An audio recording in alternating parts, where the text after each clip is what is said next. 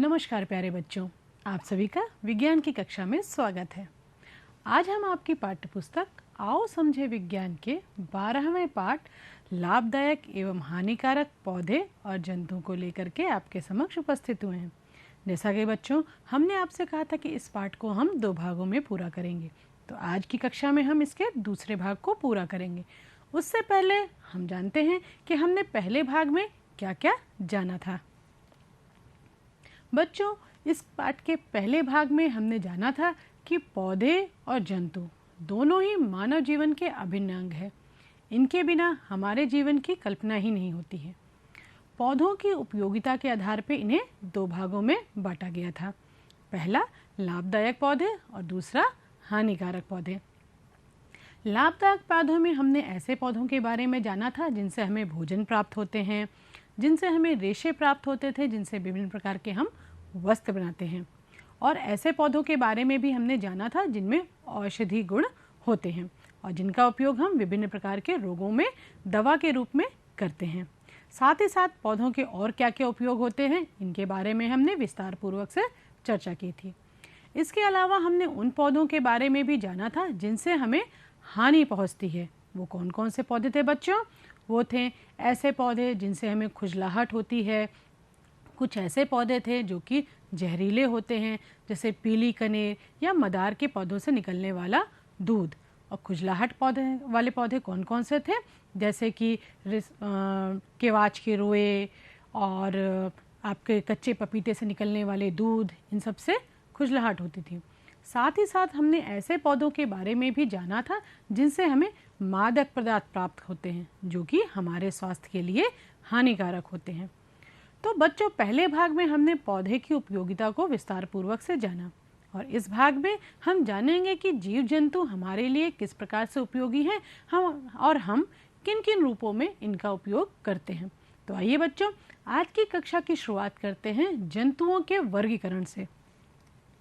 जी हाँ बच्चों, जंतुओं की उपयोगिता को देखते हुए इन्हें भी हम 2 भागों में बांट सकते हैं। पहला लाभदायक जंतु और दूसरा हानिकारक जंतु। अब जो हानिकारक जंतु होते हैं बच्चों, उन्हें भी हम अलग अलग समूहों में रख सकते हैं। जैसे कुछ जंतु ऐसे होते हैं जो कि विषैले होते हैं, कुछ जंतु ऐसे होते हैं जो कि रोगवाहक होते हैं, यानी कि रोगों के रोगाणुओं को एक स्थान से दूसरे स्थान तक ले जाने में सहायक होते हैं। कुछ जंतु ऐसे होते हैं जो कि हमारी फसलों को, पौधों को नष्ट करते हैं। तो इनको इन्हीं के समूहों के आधार पे हम अपनी कक्षा में जानेंगे। लाभदायक जंतुओं को भी उनकी उपयोगिता के आधार पे हम अलग अलग समूहों में बांट सकते हैं। जैसे कुछ ऐसे जंतु होते हैं जिन्हें से हमें भोजन प्राप्त होता है, यानी कि कुछ ऐसी वस्तुएं प्राप्त होती है जिनको हम भोजन के रूप में ग्रहण करते हैं, यानी कि खाद्य पदार्थ देने वाले जंतु। दूसरा उत्पाद देने वाले जंतु, यानी कि उन जंतुओं से कुछ ऐसी वस्तुएं हमें प्राप्त होती हैं जिनका प्रयोग हम अपने दैनिक जीवन में करते हैं। तीसरा ऐसे जंतुओं का समूह होता है जो हमें अपने दैनिक जीवन में विभिन्न प्रकार के कार्यों को करने में सहायता प्रदान करते हैं, यानी कि सहायक जंतु। तो आइए बच्चों, सबसे पहले हम जानते हैं कि जंतुओं की क्या क्या उपयोगिता है। बच्चों, आपकी स्क्रीन पे जो चित्र दिखाया दे रहा है, इसे देख करके आप अनुमान लगा सकते हैं कि जंतुओं से हमें किन किन प्रकार के पदार्थ या उपयोग, किस प्रकार का उपयोग है हमारे जीवन में। जैसा कि आप देख रहे हैं इस चित्र में कि जंतुओं से हमें विभिन्न प्रकार की वस्तुएं प्राप्त होती हैं या हम उनसे विभिन्न प्रकार की सहायता लेते हैं। जैसे कि आप इस चित्र में देख रहे होंगे कि एक महिला ने अपने गले में सुंदर सी माला पहनी हुई है। बच्चों, ये मोती की माला किससे बनी है? मोतियों से।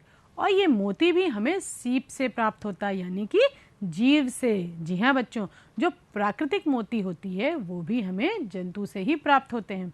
तो आइए आगे बढ़ते हैं और जानते हैं कि जंतुओं से किन किन रूपों में हमें भोज्य पदार्थ प्राप्त होता है। खाद्य पदार्थ देने वाले जंतु। बच्चों, जब भी हम जीव जंतुओं से प्राप्त होने वाले भोजन की बात करते हैं या खाद्य पदार्थ की बात करते हैं, तो उसमें सबसे पहले हमारे जो मस्तिष्क में वस्तु आती है वो होता है दूध। जी हाँ बच्चों, दूध का प्रयोग हम रोज करते हैं। हमारे घरों में दूध आता है, दूध से विभिन्न प्रकार की वस्तुएं भी बनती हैं। पर क्या आपको मालूम है ये दूध हमें किन किन जंतुओं से प्राप्त होता है? बिल्कुल सही बच्चों। दूध हमें गाय, भैंस, बकरी इन सभी जंतुओं से प्राप्त होता है।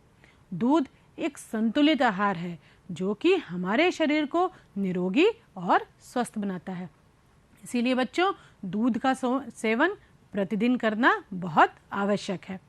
अब बच्चों इन जंतुओं से जो दूध हमें प्राप्त होता है, क्या आप बता सकते हैं कि इन जंतुओं में से किस जंतु का दूध सर्वश्रेष्ठ माना जाता है? जी हाँ बच्चों, गाय के दूध को सर्वश्रेष्ठ माना जाता है। क्यों? क्योंकि जो गाय का दूध होता है वो फैट रहित होता है, यानी पतला होता है, जो कि शरीर में पचने में आसानी होती है। साथ ही साथ गाय का जो गोबर होता है बच्चों, वो भी बहुत उपयोगी होता है, जिसके द्वारा प्राकृतिक खाद बनाई जाती है और इसका उपयोग खेती में किया जाता है। गाय के द्वारा मिलने वाले गौमूत्र का भी उपयोग औषधि के रूप में किया जाता है। तो बच्चों देखा आपने गाय कितनी गुणकारी होती है। शायद इसीलिए हमारे देश में गाय को माता का दर्जा दिया जाता है। अब आगे बढ़ते हैं और बात करते हैं मछलियों की। जी हाँ बच्चों, आप में से कई बच्चों ने हो सकता है तालाब में से कभी न कभी मछली को जाल के द्वारा पकड़ा होगा। बहुत मज़ा आता है इस कार्य में। परंतु क्या आप जानते हैं ये जो मछली होती है वो कितनी उपयोगी होती है? मछलियों में प्रोटीन, विटामिन और ओमेगा 3 फैटी एसिड पाया जाता है। जी हाँ बच्चों, मछली का जो सेवन करते हैं जो लोग, वो हमारे शरीर के लिए बहुत ही गुणकारी होती है। मछली का उपयोग मुख्यतः लोग भोजन के रूप में करते हैं। हमारे देश में पश्चिमी बंगाल, असम इन सभी राज्यों में मछली मुख्य रूप से खाई जाती है। क्यों खाई जाती है? क्योंकि मछली में बहुत ही प्रचुर मात्रा में प्रोटीन, विटामिन और ओमेगा 3 फैटी एसिड पाया जाता है, जो कि हमारे शरीर के लिए बहुत ही लाभदायी होता है। साथ ही साथ बच्चों कुछ मछलियों के, जैसे कि कॉड और शार्क, इन मछलियों के यकृत से तेल निकाला जाता है।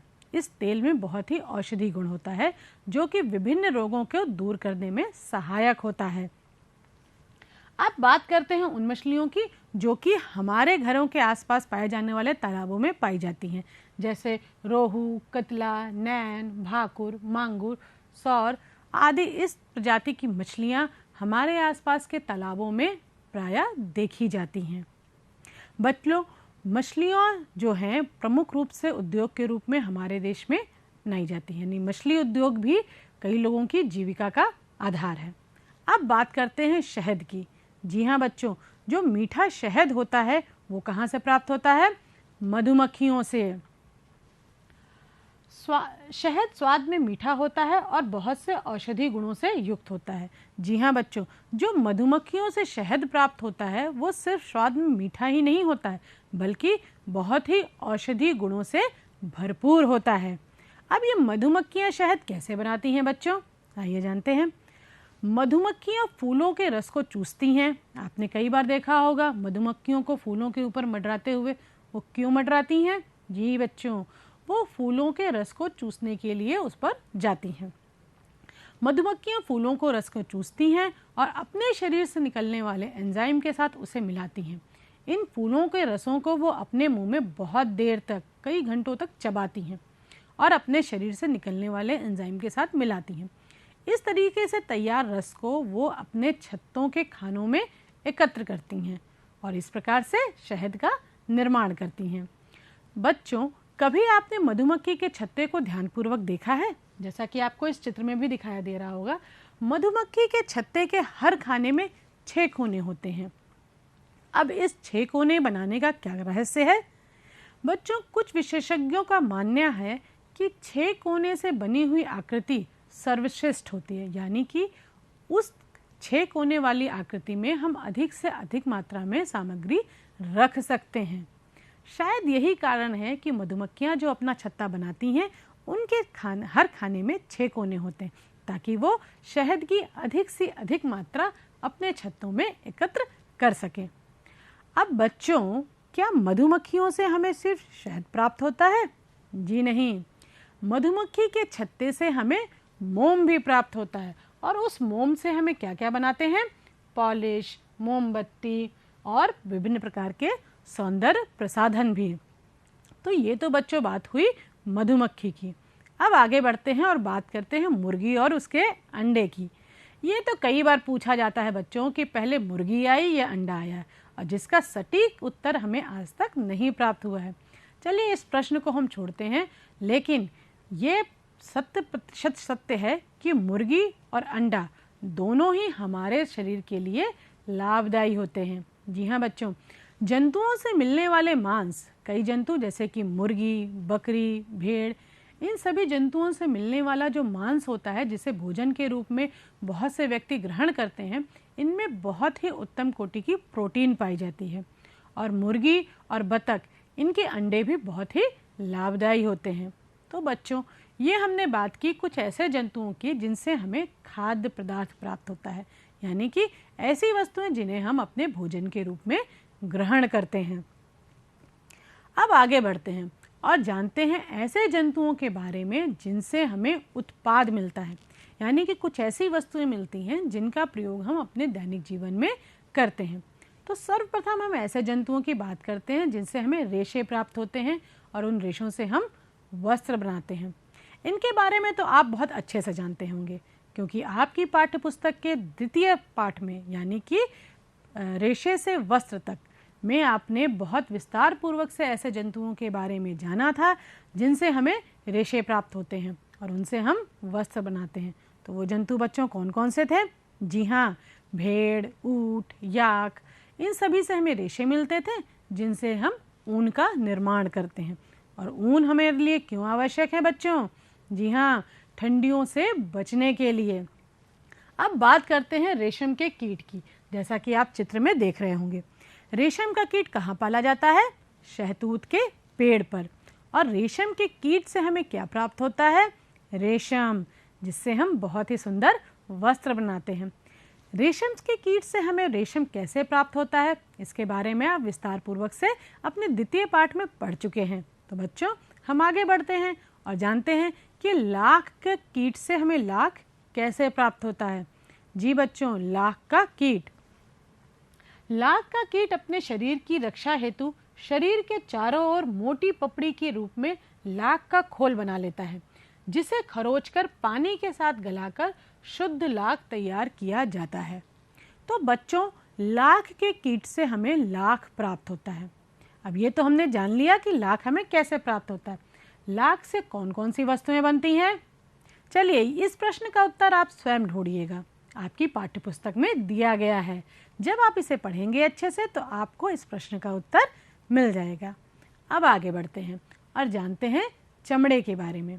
जी बच्चों, जो चमड़ा होता है जिससे हम विभिन्न प्रकार की वस्तुएं बनाते हैं, जैसे कुछ परिधान बनते हैं, बेल्ट बनते हैं, पर्स बनते हैं, तो ये जो चमड़ा होता है वो भी हमें जंतुओं की खाल से प्राप्त होता है।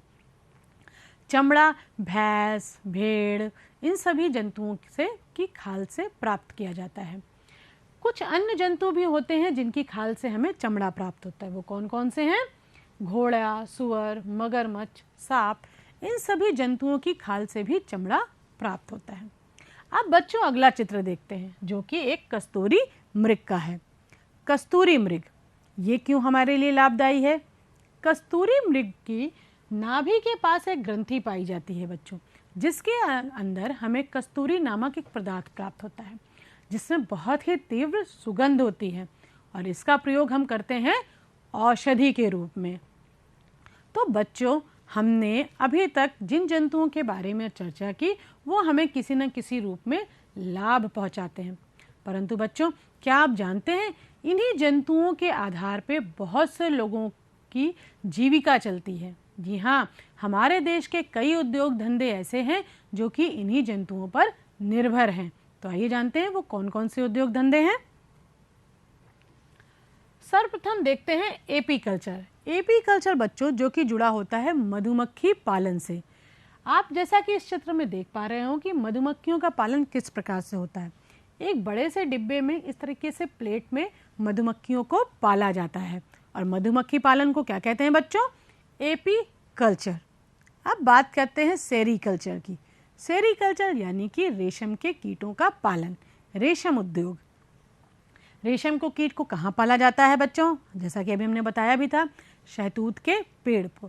इस प्रकार से रेशम को कीड़ों को पाला जाता है और उससे प्राप्त कोकीन से हम रेशम के धागे प्राप्त करते हैं। और रेशम के उद्योग को हम क्या कहते हैं बच्चों? सेरीकल्चर। मुर्गी पालन, ये भी हमारे देश में बहुतायत से किया जाता है।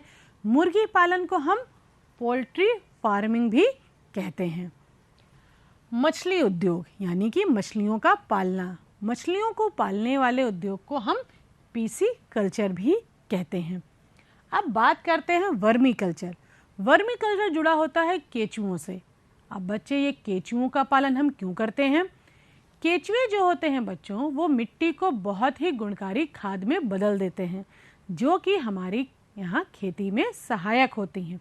इससे बहुत ही उत्तम किस्म की प्राकृतिक खाद बनाई जाती है।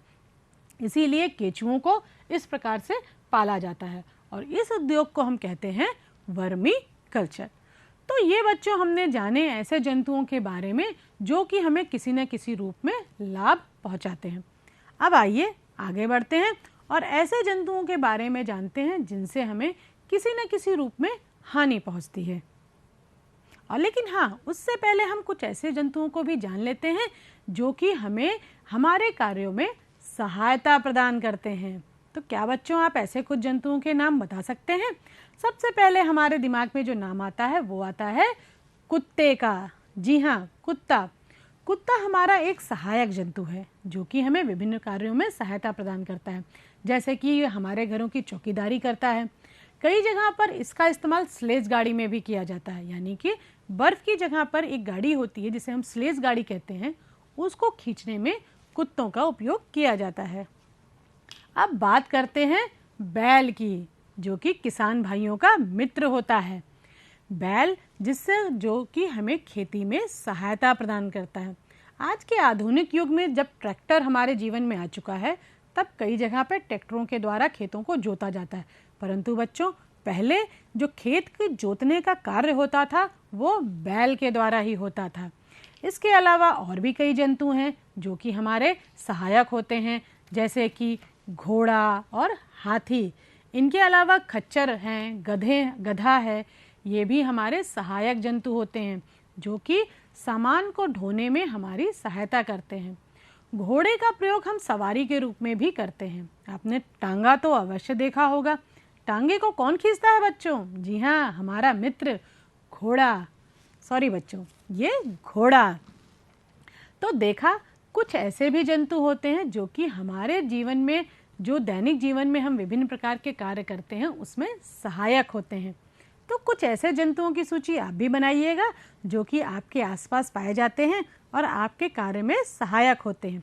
उनसे हमें क्या क्या सहायता प्राप्त होती है, ये भी आप अवश्य लिखिएगा। अब आगे चलते हैं बच्चों और कुछ ऐसे जंतुओं को जानते हैं जो कि हमें हानि पहुंचाते हैं। जब भी हम हानिकारक जंतुओं की बात करते हैं तो सर्वप्रथम हमारे दिमाग में जिन जंतुओं का नाम आता है वो होते हैं विषैले जंतु। जी हाँ, जहरीले जंतु। तो आइए जानते हैं कि सांप और बिच्छू के अलावा और कौन कौन से जंतु होते हैं जो कि विषैले होते हैं। सबसे पहले हम जानते हैं बॉक्स जेलीफिश के बारे में। बच्चों, जो बॉक्स जेलीफिश होती है वो दुनिया का सबसे जहरीला जीव माना जाता है। ये एशिया और ऑस्ट्रेलिया के समुद्रों में पाया जाता है और ये बिल्कुल पारदर्शी होता है, यानी कि पानी में इसे आप आसानी से नहीं देख सकते हैं। दूसरा जो सबसे जहरीला जीव माना जाता है वो है सांप की प्रजाति का किंग कोबरा। जी हाँ बच्चों, काला नाग जिसे आप कहते हैं। सांप की प्रजाति में किंग कोबरा को सबसे घातक जीव माना जाता है। कोबरे का डंक बेहद ही विषैला और दर्दनाक होता है। इसके बाद जो जंतु आते हैं जिन्हें हम विषैला मानते हैं वो हैं बिच्छू। बिच्छू का डंक जो कि बहुत ही दर्दनाक होता है। बच्चों, जो बिच्छू होता है वो माना तो यही जाता है कि वो सांप से ज़्यादा जहरीला होता है, लेकिन जब बिच्छू डंक मारता है तो बहुत ही कम मात्रा में उसका जो जहर होता है वो हमारे शरीर में प्रवेश करता है। परंतु जो काला बिच्छू होता है उसका जो जहर होता है वो हमारी तंत्रिका तंत्र और दिल पर बहुत ही बुरा प्रभाव डालता है। अब बात करते हैं पीली बर्रे और मधुमक्खी की। जी हाँ बच्चों, हमने ये तो जाना कि मधुमक्खी से बहुत ही मीठा शहद प्राप्त होता है और वो हमारे शरीर के लिए बहुत ही गुणकारी होता है, परंतु मधुमक्खी का जो डंक होता है वो बहुत ही कटु होता है, बहुत ही दर्दनाक होता है। अब बात करते हैं हमारे आसपास पाई जाने वाली छोटी छोटी चींटी, खटमल और मच्छरों की। ये भी जब हमें काटते हैं तो हमारे शरीर में खुजली और जलन होने लगती है।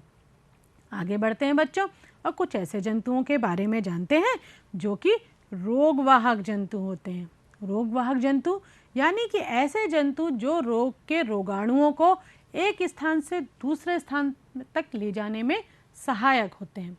इनमें सबसे पहले हम जानते हैं मच्छरों के बारे में।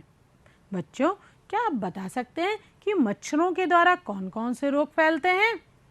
बिल्कुल सही, मच्छरों के द्वारा मलेरिया, डेंगू, चिकनगुनिया इस तरह के कई रोग फैलते हैं। कुछ खास प्रजाति के मच्छरों के काटने से मलेरिया, डेंगू और चिकनगुनिया जैसे रोग फैलते हैं। होता क्या है बच्चों, ये जो खास प्रजाति के मच्छर होते हैं जैसे कि मलेरिया किसके द्वारा फैलता है? मादा एनाफ्लीज के द्वारा। अब मादा एनाफ्लीज मच्छर अगर किसी संक्रमित व्यक्ति को काटती है तो उसके शरीर से वो रोगाणु उसके शरीर में आ जाते हैं, और जब वह किसी स्वस्थ व्यक्ति को काटती है तो मलेरिया के रोगाणु स्वस्थ व्यक्ति में प्रवेश कर जाते हैं और वो भी मलेरिया बीमारी से संक्रमित हो जाता है। तो इस प्रकार से मच्छर एक व्यक्ति से दूसरे व्यक्ति तक इन बीमारियों को फैलाते हैं। जैसे डेंगू किसके द्वारा फैलता है बच्चों? एडीज प्रजाति के मच्छरों के द्वारा। चिकनगुनिया एडीज इजिप्टी प्रजाति के मच्छरों के द्वारा फैलता है। अब हमने और आपने अपने घर में आसपास घरेलू मक्खी को तो बहुतायत में देखा होगा। कहा भी जाता है बच्चों कि हमेशा खाद्य पदार्थ को ढक के रखना चाहिए ताकि उस पर मक्खी ना बैठ सके। ऐसा हम क्यों कहते हैं?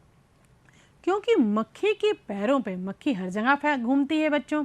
मक्खी जब कूड़े करकट के ढेर पे या किसी गंदगी के स्थान पे बैठती है तो मक्खी के पैरों पे या शरीर पे उस गंदगी के स्थान पे पनपने वाले जो जीवाणु कीटाणु होते हैं वो चिपक जाते हैं, और जब वो हमारे खाने की वस्तुओं पे बैठती है तो वो जो जीवाणु या कीटाणु होते हैं वो हमारे खाद्य वस्तुओं में आ जाते हैं, और जब हम इसे ग्रहण करते हैं तो हमारे शरीर में वो रोगाणु प्रवेश कर जाते हैं, जिससे हमें विभिन्न प्रकार की पेट की बीमारियां हो जाती हैं, जैसे हैजा और डायरिया, जिसमें कि हमें दस्त और उल्टियां होने लगती हैं।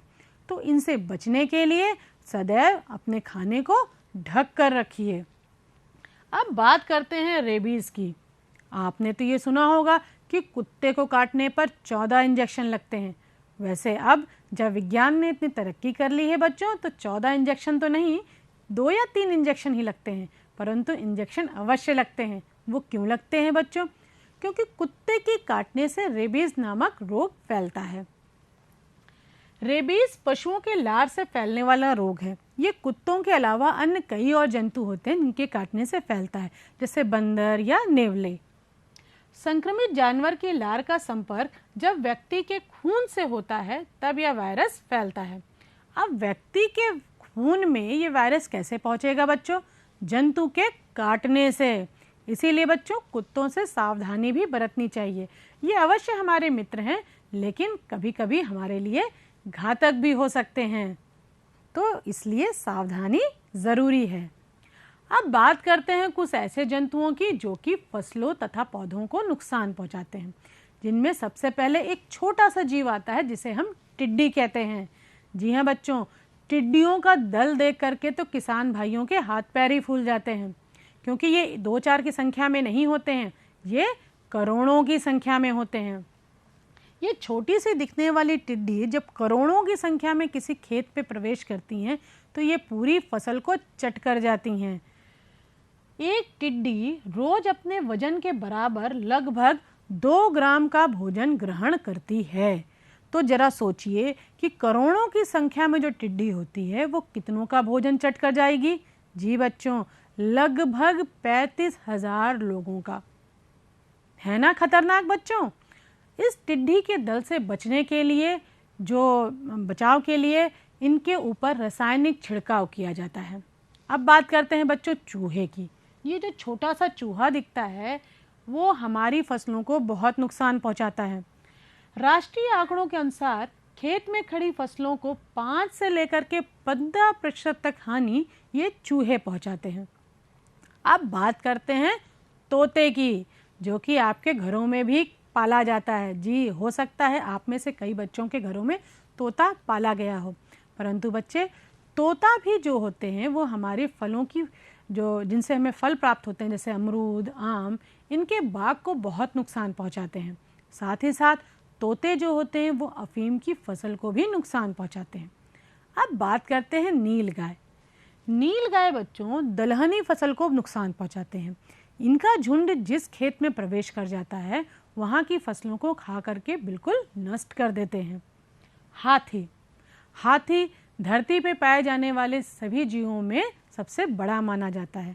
तो ये विशालकाय हाथी का झुंड जिस खेत में चला जाए बच्चों, तो आप कल्पना कर सकते हैं उस खेत की फसल का क्या हाल होगा।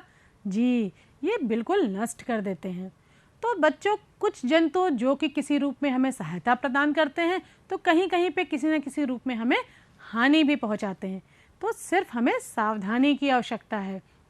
तो बच्चों, हमने आज की कक्षा में क्या क्या जाना? हमने जाना कि कुछ जंतु हमारे लिए बहुत ही लाभदायी होते हैं, कुछ से हमें भोजन के रूप में बहुत सी चीज़ें प्राप्त होती हैं, कुछ से हमें उत्पाद प्राप्त होता है जिनसे का उपयोग हम दैनिक जीवन में करते हैं।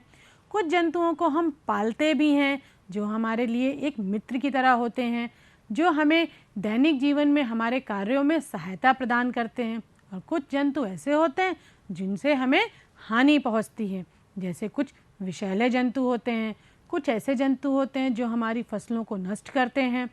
तो अब आगे बढ़ते हैं बच्चों और जानते हैं कि पूरे पाठ में हमने क्या क्या सीखा। जैसे हमने पौधों की उपयोगिता को भी जाना और जंतुओं की उपयोगिता को भी जाना। तो जंतुओं के उपयोगिता में हमने जाना कि जंतु हमारे लिए कितने लाभदायी होते हैं, उसी प्रकार जैसे कि पौधे हमारे लिए लाभदायी होते हैं। लेकिन बच्चों, इन्हीं जंतुओं के द्वारा कुछ बीमारियां भी फैलती हैं। वो कौन कौन सी थी? डेंगू, चिकनगुनिया, मलेरिया आदि। और संक्रमित कुत्तों आदि इन तरह के जानवरों के काटने से कौन सा रोग फैलता था बच्चों? रेबीज रोग फैलता था। और पौधे जो कि इतने लाभदायी होते हैं, लेकिन उनसे कुछ मादक पदार्थ भी प्राप्त होता था जो कि हमारे सेहत के लिए हानिकारक होते थे। तो इस प्रकार बच्चों, आपका ये जो पाठ है 12वां पाठ लाभदायक और हानिकारक जंतु यहाँ समाप्त होता है। मुझे उम्मीद है बच्चों कि इस पाठ में बताई गई सभी बातें आपको बहुत अच्छे से समझ में आई होगी। अब इस पाठ को आप स्वयं कम से कम 2 बार ज़रूर पढ़िएगा, तो कक्षा में बताई गई बातें आपको और अच्छे से समझ में आ गई होगी। चलिए आज बताई गई कुछ बातों के आधार पर कुछ प्रश्नों को देखते हैं। यहाँ पे आपको कुछ वाक्य दिए गए हैं बच्चों, जिनमें से कुछ वाक्य सही हैं और कुछ वाक्य गलत हैं। मुझे उम्मीद है बच्चों कि कक्षा में बताई गई बातों के आधार पर आप स्वयं सक्षम होंगे ये जानने में कि यहाँ बताई गई बातों में कौन कौन सी सही है और कौन कौन सी गलत है। जैसे पहला, मादक पदार्थ स्वास्थ्य के लिए लाभदायक होता है। बच्चों, क्या ये लाभदायक होता है? बिल्कुल नहीं, ये हानिकारक होता है। रेशम के कीड़े शहतूत के पेड़ पे पाले जाते हैं। बिल्कुल सही बच्चों, जैसा कि हमने आज की ही कक्षा में जाना कि रेशम के कीड़े शहतूत के पेड़ पे पाले जाते हैं। डेंगू, चिकनगुनिया, मलेरिया, फाइलेरिया मच्छर द्वारा फैलने वाली बीमारियां हैं। बिल्कुल सही बच्चों, हमने चर्चा भी की थी कि मच्छरों के द्वारा ये बीमारियां कैसे फैलती हैं। तो बच्चों, मुझे उम्मीद है कि आपकी स्क्रीन पर दिखाए गए सारे प्रश्नों को आप स्वयं हल करने में सक्षम होंगे, और यदि नहीं तो आप अपने घर के किसी बड़े की भी सहायता ले सकते हैं।